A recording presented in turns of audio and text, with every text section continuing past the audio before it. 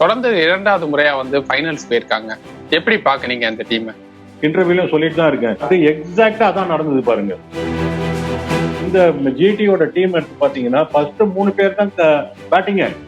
அதுக்கப்புறம் அவங்க கிட்ட பேட்டிங் கிடையாது. தினேஷ் கார்த்திகோட தாரக மந்திரம் கோ ஃபார் த கில் அதான் சொல்லியிருப்பாரு அவரு. குவாலிஃபயர் 1 இது ஒன்றும் குரூப் ஸ்டேஜ் கிடையாது. இதுல வின் பண்ணா டைரக்டா ஃபைனல்ஸ் போலாம். இப்படி ஒரு மேட்சை வந்து இவ்வளவு ஈஸியா லூஸ் பண்றது அப்படிங்கிறது எப்படி ஏத்துக்கக்கூடிய விஷயமா இருக்கும்?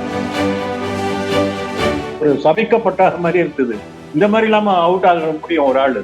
கில் அவுட் ஆன பால் விக்கெட் கொடுக்கிற பாலா சாதாரணமா தான் போட்டாங்க ஆர்சிபி. இவங்க வாங்கி வாங்கி தலையில கொட்டிக்கிட்டாங்க மண்ணு, அவ்வளவுதான்.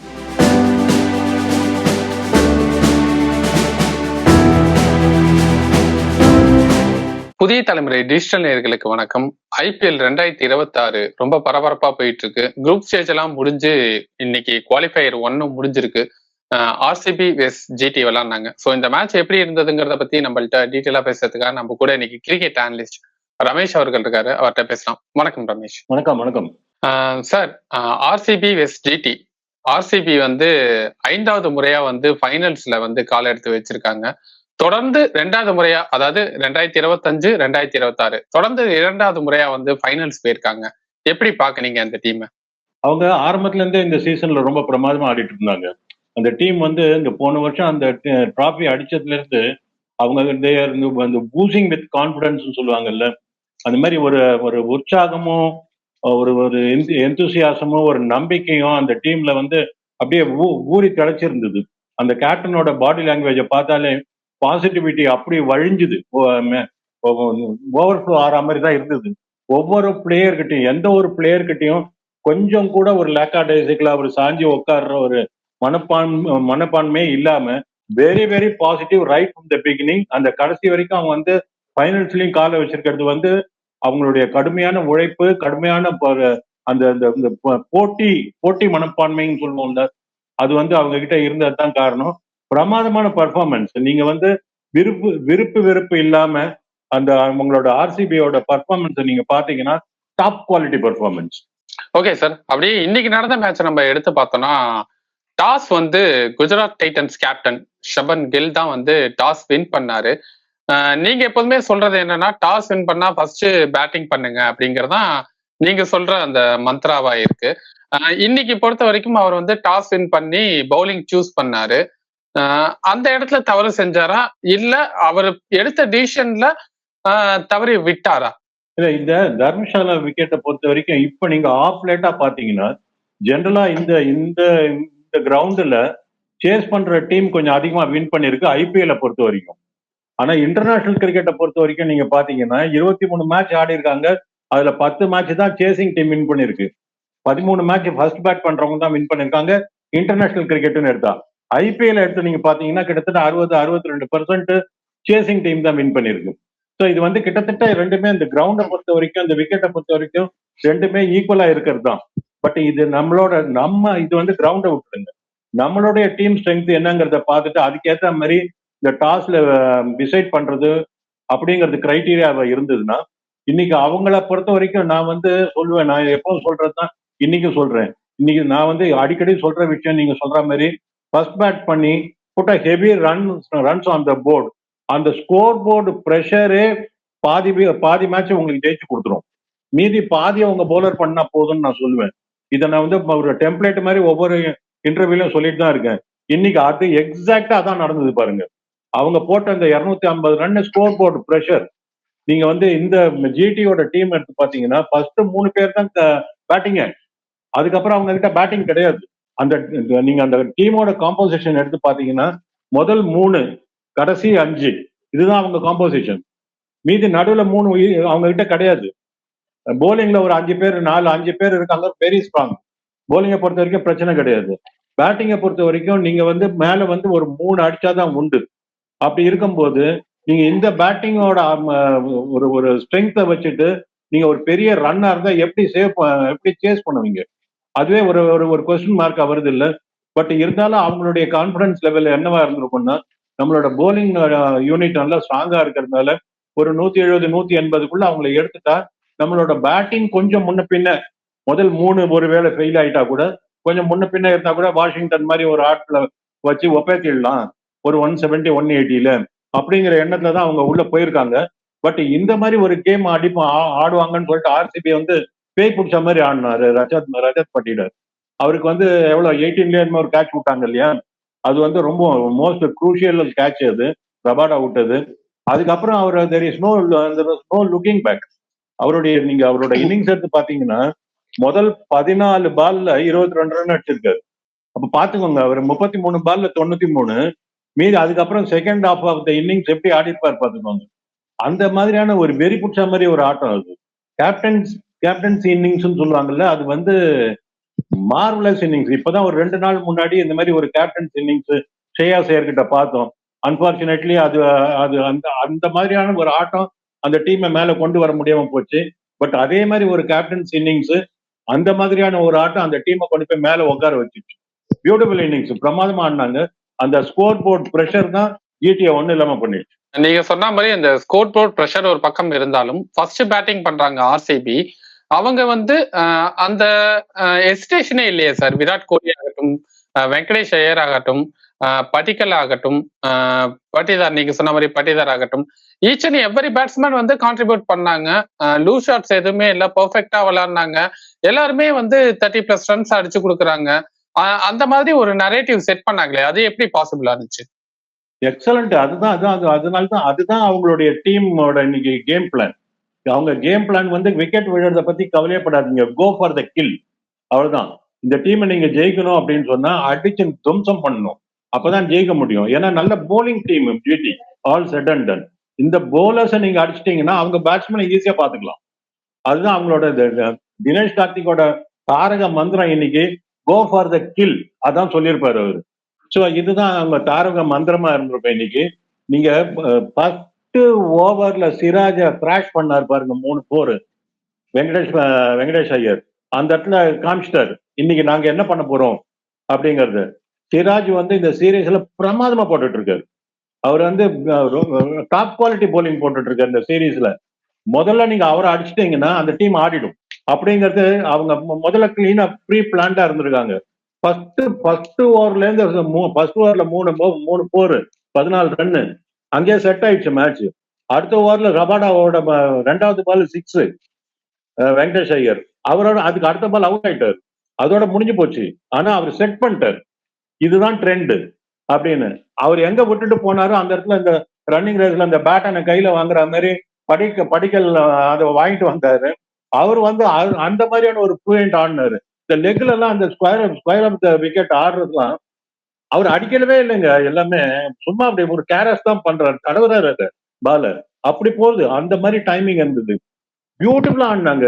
கோலி கேட்க வேண்டாம், கோலி பாவம் அவுட் ஆனது வந்து அந்த பிளேட் ஆன் வந்து அது இல்லைன்னா இன்னைக்கு அவர் ஒரு தாண்டவம் ஆடி இருப்பாருன்னு நினைக்கிறேன். அவருக்கு இருந்த இன்னைக்கு மூடுல ஆல்ரெடி மேட்ச் முடிச்சு தாண்டவம் தான் ஆடிட்டு இருக்காரு. கிரவுண்ட்லயே நம்மளால பார்க்க முடியுது, ஆன் கிரவுண்ட்லயே அப்படிதான் பண்ணிட்டு இருந்தாரு அவரு. ஆமா, அவருக்கு உள்ள டக் அவுட்லயே ஆடுறாரு, ஆடிட்டு இருக்காரு.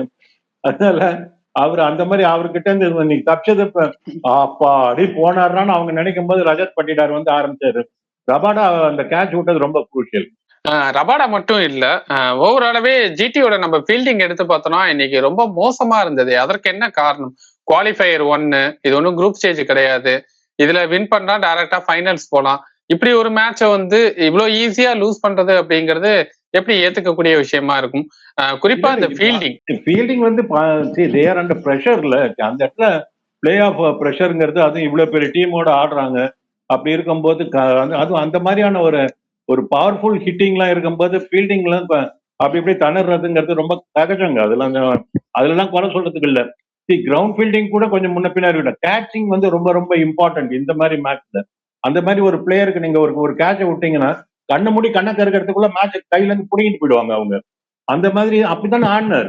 நீங்க மற்றவங்களெல்லாம் விட்டுருங்க, குருணால் பாண்டியாவை கொடுங்க. குருணால் பாண்டியாவோட பார்ட்னர்ஷிப், அவர்கிட்ட அந்த 95 ரன்ஸ் பார்ட்னர்ஷிப் எவ்வளவு குரூஷியல் பார்ட்னர்ஷிப்புங்க. குருணால் பாண்டியாவை ஆட விட்டாங்களே இவங்க. நான் அவரை குறைச்சி மதிப்பிட்டு சொல்லல. பட் நீங்க வந்து நீங்க அந்த என்ன இருந்தாலும் ஒரு லேட் மிடில் ஆர்டர் பேட்ஸ்மேன் தானே, அவரை வந்து கொஞ்சம் ப்ரொமோட் பண்ணி வேற அனுப்புறாங்க இன்னைக்கு. அவர் வந்து எக்ஸலன்ட் பார்ட்னர்ஷிப். சூப்பர் பார்ட்னர்ஷிப் கொடுத்துட்டு போறாரு. 195 ரன் பார்ட்னர்ஷிப்புங்க 7-8 ஓவருக்குள்ள. வேற என்ன வேணும் உங்களுக்கு? அந்த மாதிரி பண்ணிட்டு போறாரு. அவரே கண்ட்ரோல் பண்ண முடியல இவங்களால. அந்த இடத்துல தான் அந்த பிரஷர் ரொம்ப விழுந்துச்சு அவங்க மேல, ஜிடி மேல. அவங்க எதிர்பார்க்கல இந்த அளவுக்கு இவ்வளவு அக்ரஸிவா ஆர்சிபி ஆடுவாங்கன்னு எதிர்பார்க்கல. கையை விட்டு போயிடுச்சு மேட்ச். கிட்டத்தட்ட பவர் பிளேல 76/1ங்க. இவங்களோட பவர் பிளேல 53/5. பாதி டீம் உள்ள போயாச்சு 6 ஓவருக்குள்ள. இதுக்கு மேல நம்ம பேசுறதுக்கு என்ன இருக்கு? ஒரு டீம் 76/1 இன் 6 ஓவர்ஸ், ஒரு டீம் 53/5 இன் 6 ஓவர்ஸ். விஷயம் முடிஞ்சு போச்சு. ஓகே, அப்படியே நம்ம நீங்க சொன்ன மாதிரியே ஸ்கோர் போர்ட் ப்ரெஷர் அப்படிங்கிறத நம்ம ஜிடி பக்கம் எடுத்தாலும் ஜிடியோட பேட்டிங்ல இன்டென்ட்டே இல்லையே சார் இன்னைக்கு மேட்சை பொறுத்த வரைக்கும். எல்லாருமே வந்து இன்டர்நேஷனல் விளையாடுற பிளேயர்ஸ், சாய் சோஷன் ஆகட்டும், சுமன் கில் இந்திய அணி கேப்டன் ஆகிற பட்லர் ஆகட்டும், ஜேசன் ஹோல்டர் ஆகட்டும், நிறைய பேர் வந்து இன்டர்நேஷனல் லெவல்ல இந்த மாதிரி நிறைய மேட்சஸ் பார்த்துருப்பாங்க, விளையாடி இருப்பாங்க. இந்த மாதிரி ப்ரெஷர்ஸ் எல்லாம் தாண்டி தான் வந்திருப்பாங்க. யாராவது ஒருத்தர் கொஞ்சம் மேட்ச கொஞ்சம் கிட்ட எடுத்து போயிருக்கலாமே. இல்ல, இன்டென்ட் இல்லைன்னு சொல்றதை நான் ஒத்துக்க மாட்டேன். டூ மச் ஆஃப் இன்டென்ட் இருந்தது, அதான் ப்ராப்ளம். ப்ராப்ளம் என்ன தெரியுமா? அவங்க வந்து 250 ரன்னை வந்து 10 ஓவர்ல அடிக்கணுங்கிற மாதிரி ஆரம்பிச்சாங்க. அவன் அப்படி தேவையில்லை உங்களுக்கு. இந்த சாய் சுதர்ஷன் வந்து அப்படி ஒரு ஃபார்ம்ல இருக்கிற ஆளு. அது கொஞ்சம் சாய் வந்து இப்போ நான் சொல்றேன், கொஞ்சம் அந்த லெக்ல இருக்கிற ஃப்ளூயன்சி சாய் சுதர்ஷனுக்கு ஆஃப்ல இல்ல. கொஞ்சம் அதுவும் ஸ்கொயர் ஆஃப் த விக்கெட் ஆஃப்ல ஆடும் போதெல்லாம் கொஞ்சம் ஸ்ட்ரகிள் பண்றது தெரியுது. இன்னைக்கு பாவம் அந்த மாதிரியான ஒரு டிஸ்மிசல் வந்து அவுட் ஆயிட்டு போறதுங்கிறது ரொம்ப ரொம்ப வருத்தத்துக்குரிய ஒரு விஷயங்க. ரொம்ப, அதாவது பேட் லக்குங்கிறது சாதாரண வார்த்தை. அதுக்கு மேல ஏதாவது போடணும்னா போட்டுக்கணும். அந்த மாதிரி அவர் என்னமோ ஒரு இன்னைக்கு வந்து ஒரு சபிக்கப்பட்ட மாதிரி இருக்குது. இந்த மாதிரி இல்லாம அவுட் ஆக முடியும் ஒரு ஆளு? அப்படி, அதுவும் இந்த ஃபார்ம்ல இருக்கிற ஒரு ஆளு. உங்களுக்கு வந்து துரதிருஷ்டம் வந்ததுன்னா ஒட்டையா வராதான், கூட்டம் கூட்டமா வரும். முதல்ல அந்த இடத்துல இருந்து ஆரம்பிக்குது அது. அதுக்கப்புறம் நான் மறுபடியும் சொல்றேன், திருப்பி அந்த வார்த்தை தான் பேசிட்டு இருக்கேன். ஸ்கோர் போர்டு ப்ரெஷர் அப்படி இருந்ததுன்னா, இல்லைன்னா கில் அவுட் ஆன பால், இந்த சீரீஸ்ல கில்லோட ஃபார்ம் எடுத்து பாத்தீங்கன்னா, அவர் ஆடின விதங்கள், ஆடின ஸ்டைல்லாம் எடுத்து பாத்தீங்கன்னா, அவர் அவுட் ஆன பால் விக்கெட் கொடுக்குற பாலா? 10க்கு 10 ஆடுவாருங்க. அது 10 out of 10 டைம்ஸ் ஆடக்கூடிய ball. In fact 9 out of 10 times தூக்கி ஸ்ட்ரைட்டா அடிக்கிற ஆளு. அப்படி அவ்வளவுதான் அந்த பால். அது புவனேஷ்குமாரோடது ஒண்ணுமே, அது வந்து பெரிய நோ நான்சென்ஸ் பால்னு சொல்லலாம். வேணா அப்படி வேணா சொல்லாமே தவிர எக்ஸலன்ட் டெலிவரி எல்லாம் கிடையாது. அதை போய் அக்ராஸ் த லைன் ஆடினாரு. Off and middle ball across the line ஆயிட்டு பேட் அண்ட் பேட் கேப்ல போல்ட் ஆறாரு அப்படின்னா எந்த அளவுக்கு அந்த ஸ்கோர் ப்ரெஷர் இருந்திருக்கும் பாருங்க. இதுதான் நான் சொல்ல வரேன். பின்னாடி வந்த பட்லர் எடுத்துக்கோங்க, 27 ரன் கண்ணை மூடி கண்ணை திறக்கிறதுக்குள்ள அடிச்சாரு. பட் 3 ஸ்டம்பை எக்ஸ்போஸ் பண்ணிட்டு வெளியே ஒதுங்கி கட் ஷாட் போறாரு. இதெல்லாம் வந்து எங்க வந்து நீங்க வந்து மேனுஃபேக்சர் பண்ண ஆரம்பிச்சிட்டீங்க ஷார்ட்டை. அவ்வளவு டூ சூன். ரொம்ப சீக்கிரமா அது மேனுஃபேக்சர் பண்ண ஆரம்பிச்சிட்டாங்க. அதுவா உருவாக்கப்படல, அதுவா வரல. இவங்க உருவாக்க ட்ரை பண்ணாங்க. அதுல அவங்க ஒண்ணுமே பெருசா பண்ணவே இல்லைங்க. வெறும் ஸ்டம்ப் அட்டாக்கும் லைன் அண்ட் லெங்த் மட்டும் மெயின்டைன் பண்ணாங்க. பெரிய ஒரு அவங்களால அன்பிளேயபிள் போலிங் எல்லாம் சொல்லவே முடியாது. சாதாரணமா தான் போட்டாங்க ஆர்சிபி. இவங்க வாங்கி வாங்கி தலையில கொட்டிக்கிட்டாங்க மண்ணு, அவ்வளவுதான். அப்படியே SRR அந்த மேட்ச் எப்படி இருக்க போகுது? எந்த டீம் வந்து ஜிடி கூட மோத போறாங்க? அந்த மேட்ச் எப்படி இருக்க போகுது? SRH பேட்டிங் லைன் அப் எடுத்து பார்த்தா ஆர்ஆரோட போலிங் தாக்கு பிடிக்குமாங்கிறது கஷ்டம் தான், ரொம்ப ரொம்ப கஷ்டம்.